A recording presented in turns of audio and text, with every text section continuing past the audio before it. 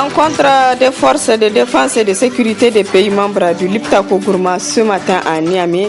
Au centre de cette réunion, la mise en place d'une stratégie commune pour faire face aux actes des terroristes.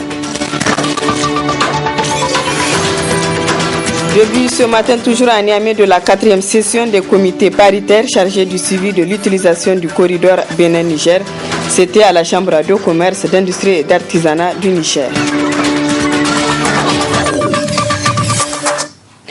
Mesdames, Messieurs, bonsoir, bienvenue à cette session d'information sur la télévision Labari. Les experts des forces de défense et de sécurité des pays membres du Liptako Gourma sont à Niamey pour une rencontre qui vise à mettre en place une stratégie commune pour faire face aux menaces des terroristes. 3 pays, à savoir le Niger, le Mali et le Burkina Faso qui composent cet espace, sont menacés par des actes terroristes. Le compte rendu de Hassan Saleh Mustafa et Sadou Doumi. Durant 2 jours, les experts des forces de défense et de sécurité des pays membres du Liptako Gourma, le Niger, le Burkina Faso et le Mali vont analyser la situation sécuritaire sur les frontières de ces 3 pays qui subissent des attaques terroristes, notamment le Mali dans sa partie nord et le Niger à l'est et au nord-ouest. 3 pays qui vont désormais travailler en synergie dans le domaine de sécurité pour combattre le même ennemi. En effet, ces experts en matière de sécurité vont procéder à la mise en place d'une stratégie commune pour répondre aux défis sécuritaires transfrontaliers. Il s'agit de la création d'une force multinationale mixte qui se battra contre les groupes terroristes qui tentent de déstabiliser les pays du Liptako Gourma au-delà ceux de la région. Ainsi, dans son intervention à l'ouverture de cette rencontre de Niamey, le chef d'état-major adjoint des forces armées nigériennes qui présidait la cérémonie a rappelé aux participants qu'aujourd'hui, l'espace commun, le Liptako Gourma, est devenu un incubateur où naissent et se développe une multitude de groupes terroristes, des narcotrafiquants et des djihadistes qui rendent la vie des paisibles citoyens difficile tous les jours. C'est pourquoi le général Ahmed Mohamed a insisté sur l'objectif de cette rencontre qui va se pencher non seulement sur la question des moyens de lutte contre le terrorisme et la criminalité transfrontalière, mais aussi de concevoir une stratégie à mettre en œuvre de manière concrète pour répondre à ces défis communs. Ainsi, la force multinationale mixte qui verra le jour au sortir de la rencontre de Niamey sera à l'image de celle des pays membres de la CBLT qui mènent une guerre farouche contre Boko Haram dans le bassin du lac Tchad. Précisons que le Liptako Gourma, créé le 3 décembre 1970 à Ouagadougou par le Niger, le Burkina Faso et le Mali, s'étend sur une superficie de 370 000 km². Ouverture ce matin à la Chambre de commerce, d'industrie et d'artisanat du Niger de la 4e session des comités paritaires chargés du suivi de l'utilisation du corridor Bénin-Niger. Une rencontre qui permettra de dégager des propositions d'action communes en vue de dynamiser et faciliter davantage les échanges entre les 2 pays. Le résumé de la rencontre avec Adam Ousmana et Ibrahim Abdou. Cette session, la 4e du genre entre les chambres de commerce et d'industrie du Bénin et du Niger, se veut celle de 2 comités paritaires visant entre autres à se pencher sur le suivi du corridor et les questions de remboursement des droits indûment perçus. Une session dont l'importance n'est plus à démontrer dans le renforcement de la coopération bilatérale entre les 2 pays. Occasion pour le chef de la délégation béninoise de revenir sur la 3e rencontre des 10 comités tenue à Cotonou en janvier 2016 et les recommandations qui y sont issues avant de s'appesantir sur la présente rencontre. Nous ferons le point de chacune de ces recommandations, étudierons les griefs restés en suspens, aborderons d'autres griefs et évaluerons le chemin parcouru depuis les travaux de la première session qui se sont tenus à Cotonou le 29-30 septembre 2014. Au cours de cette 4e session, il sera également abordé la question du contrat type de transport qui sera opérationnalisé par les 2 institutions consulaires. Il sera également procédé à la signature de l'accord de coopération entre la Chambre de commerce et d'industrie du Niger et la Chambre de commerce et d'industrie du Bénin, formalisant ainsi la coopération bilatérale consulaire devant permettre la réalisation en commun des projets d'investissement. Procédant à l'ouverture officielle des travaux de cette rencontre, le président de la Chambre de commerce et d'industrie du Niger a de prime abord fait cas de problèmes rencontrés par les opérateurs nigériens au corridor Bénin-Niger, tout en invitant les participants à ces assises à leur trouver des solutions idoines. J'insiste particulièrement sur la nécessité de procéder au plus vite au rétablissement des opérateurs économiques nigériens dans leurs droits par le remboursement des droits indûment perçus sur les marchandises en transit à destination du Niger, en particulier pour les conteneurs des huiles dont la situation a été déjà envoyée au comité paritaire sœur du Bénin, et la restitution de l'acompte forfaitaire spécial perçu sur les véhicules d'occasion, en l'occurrence la déconsignation de 5 980 véhicules dont les dossiers ne souffrent d'aucune ambiguïté et sur lesquels nous nous sommes déjà accordés lors de la deuxième session du comité paritaire. C'était un gage de bonne volonté de la partie béninoise. Par ailleurs, mesdames et messieurs, pendant qu'on se satisfaisait de la bonne reprise des activités au niveau du port de Cotonou, grâce aux engagements de tous, voilà qu'une situation toute nouvelle m'oblige à vous signaler l'énorme souci que nous causent les nouvelles mesures relatives aux opérations de dépotage et d'empotage des conteneurs au terminal à conteneurs d'Alada. La présente rencontre, qui durera 2 jours, a servi de cadre à une signature d'accord de coopération entre les 2 chambres de commerce, suivie de la remise d'un cadeau symbolique du président de la Chambre de commerce et d'industrie du Niger à son homologue béninois.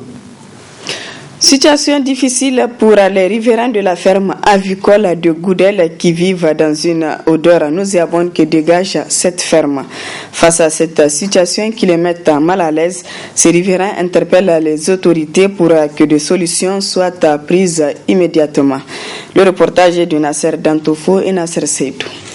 Cohabitation difficile pour la population riveraine de Goudal et la ferme avicole se trouvant dans le quartier. Selon cette population, la puanteur dégagée par la ferme les rend la vie difficile et ne sait plus à quel sens se vouer. Ce qui nous empêche de dormir, c'est l'odeur des déchets. L'odeur des déchets, je ne sais pas, il y a des gens qui disaient qu'ils devraient mettre des produits ou quoi là. Ces gens-là ne mettent rien. Parce que c'est un truc qui n'a pas de suivi. Hein? Donc ils sont prêts à faire ce qu'ils veulent. Donc on ne sait pas dans quel pays on est. De la santé donc de la population. Juste c'est pour les intérêts. Ils préfèrent donc préserver donc les intérêts de quelques groupuscules. Donc vraiment ça nous dérange ici. Ça nous dérange vraiment. S'ils ont une autre solution, on n'a pas dit bon, s'ils n'ont pas de moyens pour se déplacer, s'ils ont un autre truc, s'ils évacuent les trucs, pour faire dépasser très vite. Vraiment la nuit on a le problème pour dormir ici. Qu'est-ce qui vous empêche de dormir? L'odeur de l'air chiotte. Pour le bien-être de cette population, des solutions s'imposent. Vraiment, ça nous dérange. Bon, c'est que les gens même rumurent ici, s'ils peuvent se dépasser. Parce qu'avant, c'était en bourse. À nos jours, vraiment, il y a le lotissement. S'ils peuvent aller devant, ou bien ils trouvent un moyen, comme un peu les autres pays comme Nigeria. Il y a certaines fermes en pleine ville, mais ça ne dérange personne. S'ils peuvent faire ça. À Robanda, il y a des fermes aussi, mais on n'attend pas que les gens se plaignent. En plein à Robanda, il y a des fermes vers le Guidron. Mais les gens ne se plaignent pas parce qu'il n'y a pas l'odeur comme ici. Il y a une période où il est difficile même pour nous de dormir dehors. Donc on s'est plaindre pas mal de fois. Hein. Parce que je ne comprends pas. Parce qu'ici au Niger, quelle que soit la plante que tu vas porter, souvent, les gens font leur démarche au niveau du sommet. C'est ce qui est plus regrettable. Parce qu'ici, il n'y a pas combien de fois qu'on s'est réunis pour vraiment en parler de ça. On est parti vraiment se plaindre même au niveau du chef du village. On a transmis même des messages au niveau de la mairie. Malgré tout cela, rien ne s'est passé. Pour répondre aux devoirs journalistiques et au vu de la gravité des plaintes de la population, nous avons essayé d'approcher les responsables de la ferme. Mais malheureusement, instruction a été déjà donnée aux gardiens de nous refuser l'accès.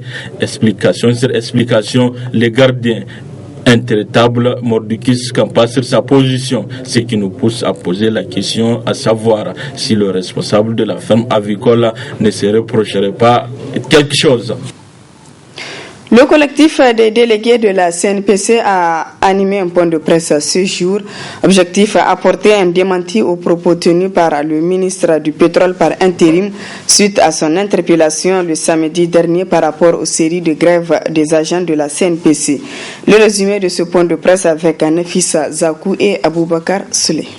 À travers cette sortie médiatique, le collectif des délégués des travailleurs nigériens de la CNPC apporte un démenti formel aux propos tenus par le représentant du ministre du Pétrole devant les députés nationaux le samedi 19 novembre dernier, répondant aux questions des élus nationaux sur la situation que dénoncent les travailleurs de la CNPC. Le ministre a commencé par parler de la chute du prix du baril à l'international. Eh bien, nous répondons au ministre que la CNPC n'a jamais vendu du pétrole brut à l'étranger. Tout le pétrole produit ici par la CNPC est vendu directement à la Soraz. Et le prix du baril que la CNPC vend à la Soraz était jusqu'au troisième trimestre plutôt, de l'année 2016 à $70. Et le ministre parle que la chute du prix du baril était depuis 2014. Le ministre vient nous dire que en 2015, la CNPC n'a fait aucun forage. Là, nous répondons au ministre que le Niger est vraiment dans ce cas en péril. La CNPC a fait en 2015 5 forages de développement et 18 complétions de forages. Par rapport au sujet du bras de fer entre le SINATRAP et le collectif des délégués, ce dernier apporte ses précisions. Monsieur Adolphe Baguidi, parce que c'est de lui qu'il s'agit, le directeur général des hydrocarbures, nous accuse de vouloir nous retirer de SINATRAP. Eh bien, que M. Adolphe sache que le bureau de SINATRAP n'est pas SINATRAP. Et c'est un bureau.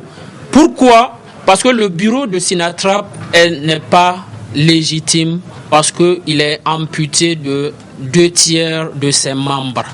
Et la majeure de ses membres ont été licenciés. S'il vous plaît, des camarades du bureau de SINATRAP qui ont été licenciés, le SG n'a pas pris le micro et n'est pas venu devant les médias pour dénoncer ces licenciements que nous avons qualifiés en son temps d'abusifs. Et maintenant que des camarades revendiquent des droits légitimes, ce même SG vient sortir sur les médias pour dire que les délégués se désolidarisent de SINATRAP. C'est comme d'habitude, nous l'avons toujours décrié depuis le dépôt de notre plateforme revendicative. Ils cherchent chaque fois à nous divertir et nous n'allons pas nous laisser faire.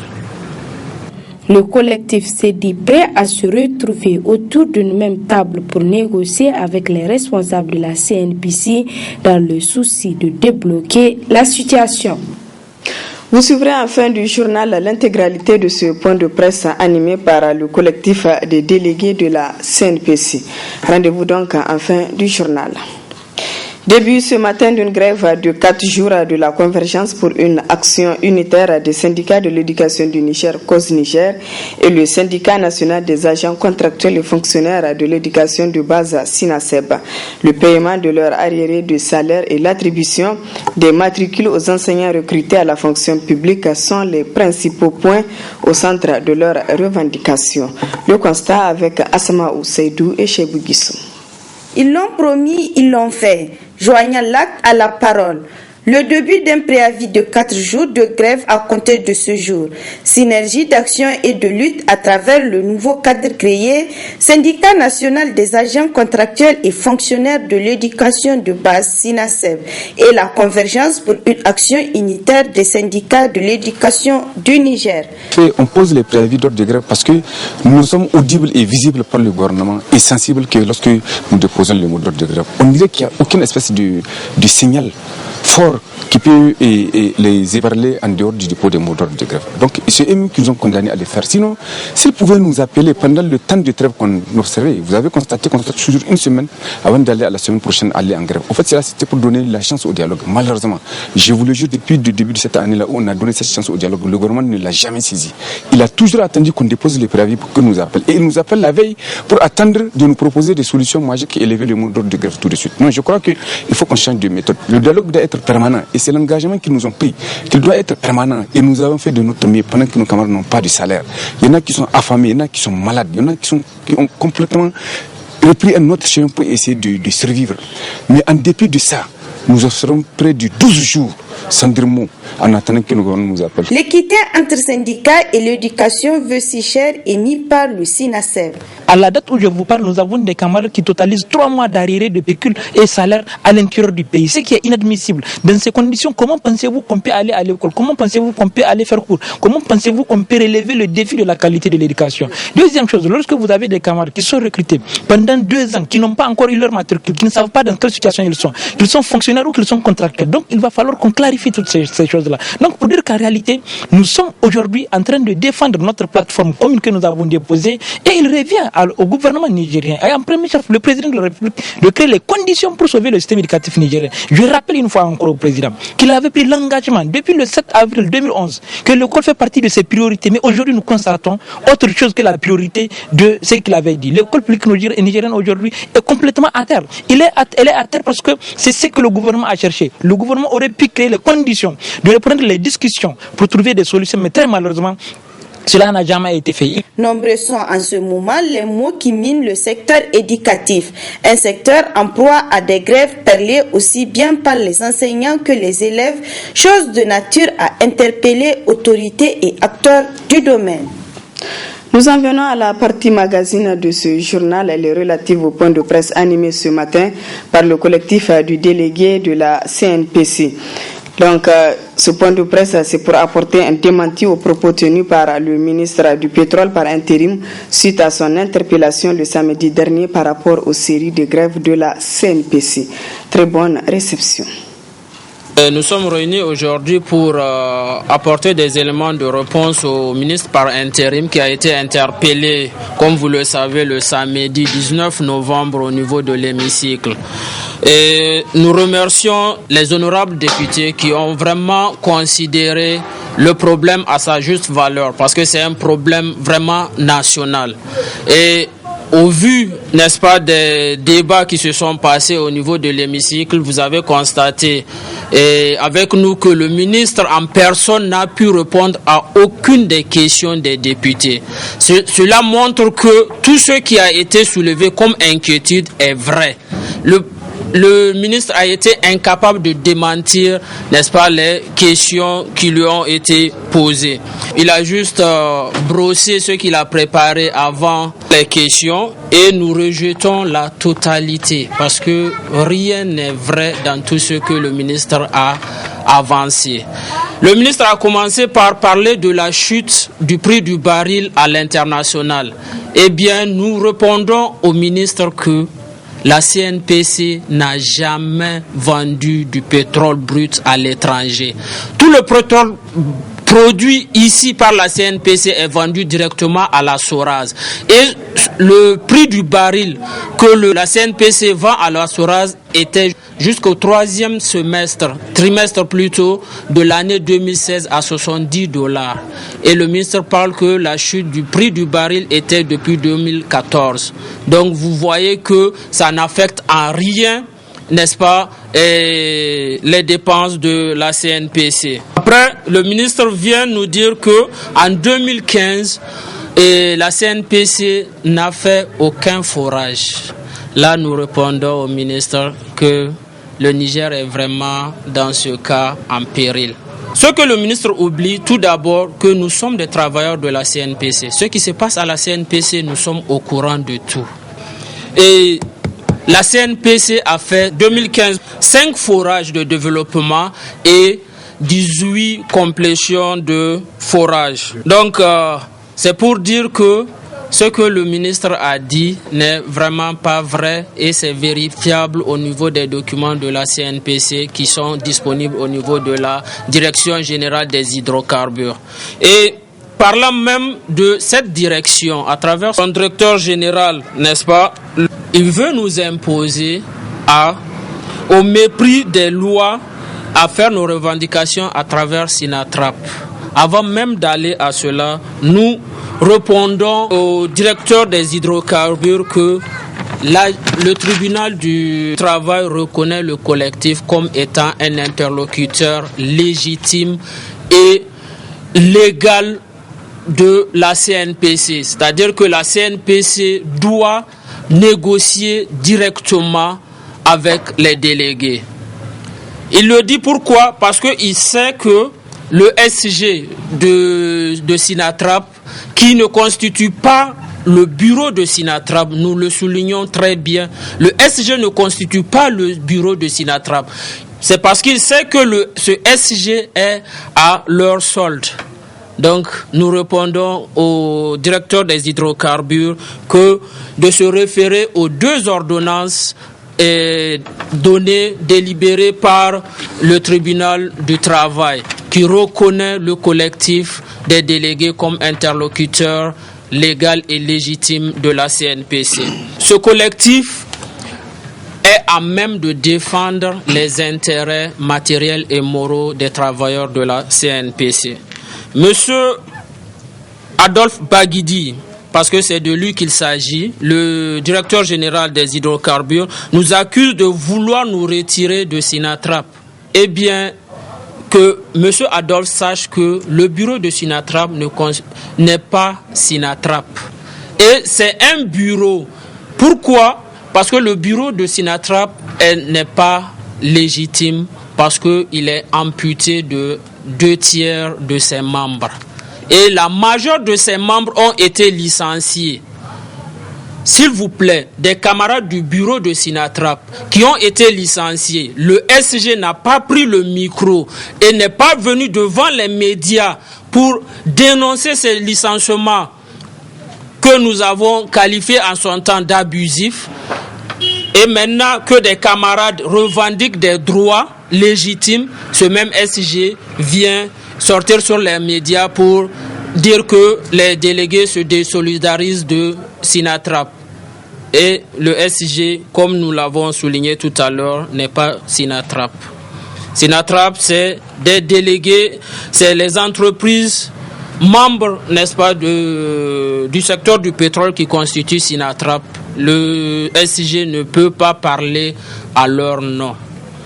Même quand le SG doit sortir sur les médias, il doit parler au nom du bureau. Et si au préalable il y a eu réunion du bureau, donc les sorties du SG, il a parlé uniquement à son nom propre. Aucun membre du bureau n'a été consulté avant ces sorties médiatiques. Toujours au niveau de monsieur Adolphe Baguidi, parce que une fois de plus, ce monsieur nous montre sa mauvaise foi. Il nous montre sa mauvaise foi en essayant de nous obliger à négocier dans un cadre qui n'est pas propice. Ce cadre, il fait référence aux entreprises sous-traitantes de la CNPC, alors que ces entreprises n'ont pas déposé de revendications ou n'ont pas exprimé, n'est-ce pas, n'ont pas déposé de plateforme et encore moins exprimé des revendications. Donc, c'est comme d'habitude, nous l'avons toujours décrié depuis le dépôt de notre plateforme revendicative. Ils cherchent chaque fois à nous divertir et nous n'allons pas nous laisser faire. Nous informons alors les élus du peuple et l'opinion nationale, n'est-ce pas, que les protocoles d'accord brandis à l'hémicycle par le ministre par intérim et ne concernait nullement les délégués ou la CNPC. Le premier protocole que le ministre a brandi, c'est un protocole, n'est-ce pas, d'accord signé entre les entreprises GWDC et CNLC. C'est un protocole d'accord signé entre les entreprises CNLC et JWDC avec leurs employeurs. Donc, en ce qui concerne ce protocole, la CNPC n'est nullement engagée dans ce protocole. Après, le ministre vient nous parler du protocole d'accord du 7 et 8 mai 2014, signé entre autres par Sinatrap et les employeurs. À ce niveau, c'est même la signature de ce protocole d'accord qui nous a amené au sentiment où nous n'avons plus foi au directeur général des hydrocarbures. Il a eu à le dire à qui veut l'entendre qu'il n'y aura pas d'ouverture de négociation. Nous allons lui répondre que les députés ont parlé. Le peuple a parlé à travers ses députés et il y aura bel et bien ouverture des négociations. Et nous exigeons que M. Adolphe ne sera plus le président de ce cadre de négociation. Et nous exigeons que les négociations se passent dorénavant à la primature. Nous n'avons plus foi en lui. Dans ce protocole d'accord, nous avons 14 points. Dont le premier point, la mise en place d'un statut du personnel répondant aux critères légaux de la classification professionnelle. Jusque-là, aucune de ces entreprises n'ont de statut du personnel. En ce qui concerne la grille salariale, nous l'avons dénoncé, il y a discrimination. Vous avez appris les chiffres avec l'interpellation du ministre. De bannir toute forme de discrimination dans le travail afin que les employés se sentent libres en travaillant. Il y a toujours discrimination au niveau de ces entreprises. Et l'enquête que les députés vont mener au niveau de ces entreprises vont édifier l'opinion nationale. Nous avons aussi demandé au point 4 de l'augmentation et uniformisation de l'indemnité de zones désertiques, toujours lettre morte. De l'exigence des primes des heures supplémentaires conformes à la convention collective n'a jamais vu le jour. Les indemnités de logement, eau, électricité et communication, c'est des indemnités que, au niveau de la CNPC, nous avons bien avant ces négociations. L'octroi de bonus de production pour tous les employés. Il n'y a toujours pas de bonus de production au niveau de la CNPC ou des entreprises sous-traitantes. De l'octroi d'une indemnité de risque pour les employés. Jusque-là, même les postes à risque ne sont pas identifiés, à plus forte raison les indemnités qui vont avec. De la prise en charge médicale à 100% pour tous les employés. Ce n'est pas une réalité à ce jour. De la mise à disposition des employés nigériens à des sociétés étrangères par les cabinets privés de placement. Le reversement a eu lieu, mais ce n'est pas grâce à ce protocole d'accord. Parce qu'il y a eu une enquête qui a été diligentée au niveau de la CNPC et ce rapport a démontré que la CNPC en ce temps n'avait aucun employé. S'il vous plaît, une entreprise comme la CNPC jusqu'en 2014 n'a aucun employé. C'est ce rapport qui avait exigé que la CNPC ait des employés. C'est pour cela que le reversement a vu le jour. Ce n'est pas à travers ces négociations. L'octroi du 13e mois à tous les travailleurs du secteur. Seule la CNPC a eu ce 13e mois en 2014. Jusqu'à présent, aucune des autres entreprises et même la CNPC les employés nationaux ont perdu cet acquis. Pour l'octroi du transport aérien pour tous les employés et l'octroi de primes de panier, ça aussi jusqu'à présent, seuls les employés de la CNPC sont acheminés sur les sites par avion, les autres sous-traitants. Donc c'est vous dire que on nous a parlé d'un comité ad hoc qui suit. S'il vous plaît, depuis 2014 à ce jour, si comité il y a, ce comité a failli. Donc pourquoi continuer avec ce comité ou bien avoir foi en ce comité. Après cela, le ministre nous sort des PV de rencontre mensuels avec notre employeur. C'est en fait à travers les différents protocoles d'accord que le ministre a brandi, c'est pour dire que nous ne savons pas ce que nous voulons. Loin de là. Et nous l'avons toujours martelé. Nous sommes là pour défendre les intérêts des travailleurs nigériens, de la CNPC en particulier et les intérêts du Niger en général.